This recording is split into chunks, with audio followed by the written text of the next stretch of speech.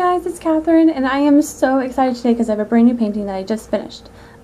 This is going to be a new one of the series. I've been doing geometric paintings for a while, but this is my first one, or actually just my second one of a split composition. My other one's visible on Instagram. I'll link it down below. Let's see, what can I talk about in this one? So I am interested in like deteriorating objects and decomposition and the inherent history that's visible in these objects as they are succumb to nature. So like this, you know, the Sphinx, it's had water damage and it's crumbling, and I mean, everyone knows it's like super old. So there you go, that's the Sphinx. And then I thought it was going to be about the pyramid, but it ended up being about the Sphinx. So this is Galkid, and I have a video on how I mix these grays. I'll link them down below too. But Galkid is a slow dry, actually, nope, it's not. Oh, a little reverse there. Galkid is a quick drying, almost like a sand oil, and I'm just mixing them in here so that it's a lot easier to select them when I'm working on the paintings. So let me talk about the grayscale. So it is called a grisaille, or an underpainting, and if you think about light and oil painting, oil paint is translucent. So when you have light shining through oil paint, it goes directly on the canvas and it will just like reflect back that white. But if you have the gray underneath it, it reflects off those values and everything looks a lot more richer and three-dimensional, you know. So the gray takes a long time for me, at least, because I want it to be so detailed that I end up covering so much of it, but whatever. I don't know. I don't know. And then I personally, for my own particular style, I leave a lot of it gray. This particular painting, I've left a lot less of it gray this time, and I did a lot of glazes, which you'll see later. That's the nice thing about oil painting too, is that with the glazing, you can use one flat color and just put it over like a whole area, and then have all the values showing through, and then you don't have to use but one color. It's way easier. And this is Gamsol. It is odorless mineral spirits, also made by Gamblin. Okay, and this is the moss that I'm talking about that was growing on a tree that I was really interested in. It's growing on a tree outside of my studio. Alright, so this is my light box that I just got recently, and what I'm doing is tracing the picture, a photograph, and I'm just like kind of simplifying these areas. I always like it because I think it looks like stained glass before I put all the numbers in it, but all the numbers are actually just to make my life so much easier.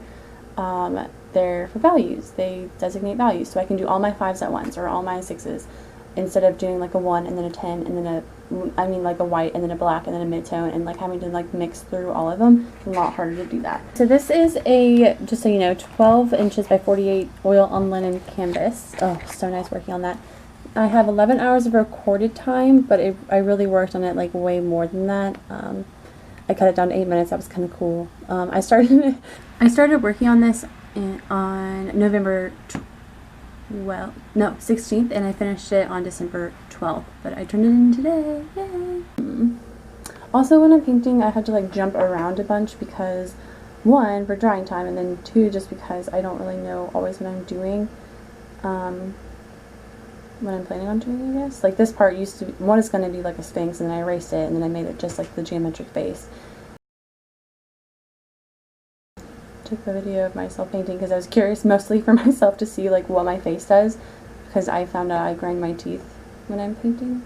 And then this is slowed down so you can see the actual speed of like doing one of those things. But this moss, let me just talk about this moss, okay?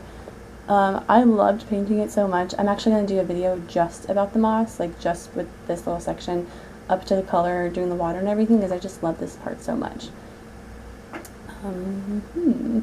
It took me like 4 tries to get that water line right, and I only got it right once, and it was just on that moss part.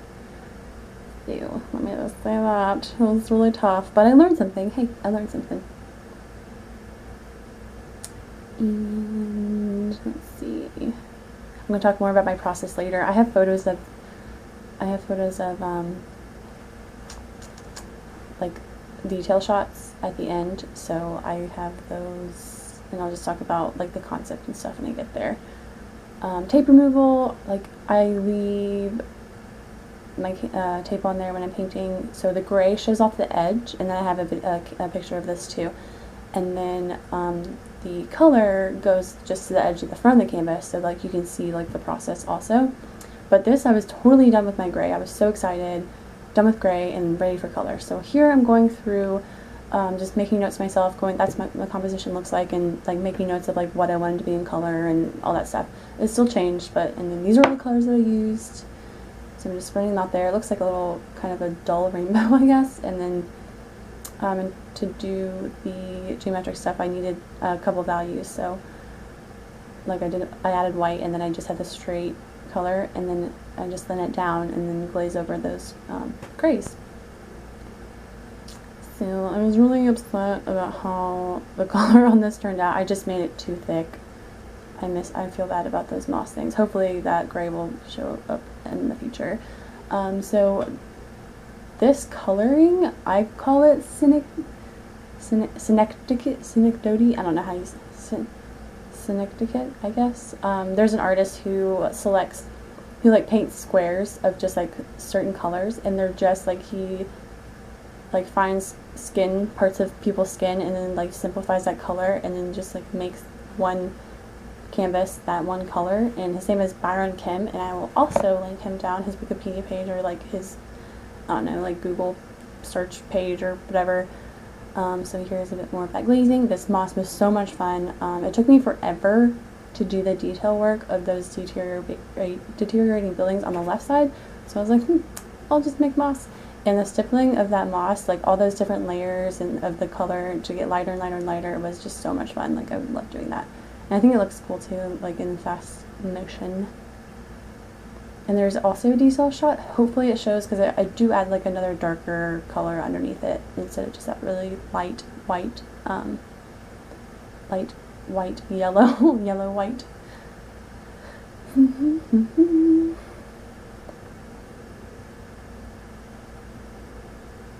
A lot of times I have to turn my painting upside down, because the one thing that just stinks about oil painting, other than drying time, well, this has to do with it, is that I'm literally always putting the heel of my hand in my paint that's wet, and I have to go back and redo it. So anyway, this is the end of it though, so I just have a couple detail shots for you, and I'm going to talk about my concept now. So basically, I was inspired by the moss, on that tree that's outside my studio. It's actually just a tree trunk that someone had chopped down, and so it has like, and then like the, I don't know, what am I even talking about? Just like the post-apocalyptic, like I wanted pyramids, but like I didn't want pyramids just to be like where they exist, so I have this like post-apocalyptic thing. I also have an ice cave painting that I've been working on. I will link it down below, but it goes along the same lines of doing things in post-apocalyptic stuff. So anyway, I hope you enjoyed it, and I'm going to have another video up too of just like a tiny bit, like really super fast, like maybe like a minute long of this, and I'll try to do that tonight. But I'm just so excited about this. Thanks for watching. Check out my Instagram if you want to see progress photos of this or whatever. Good night! Bye!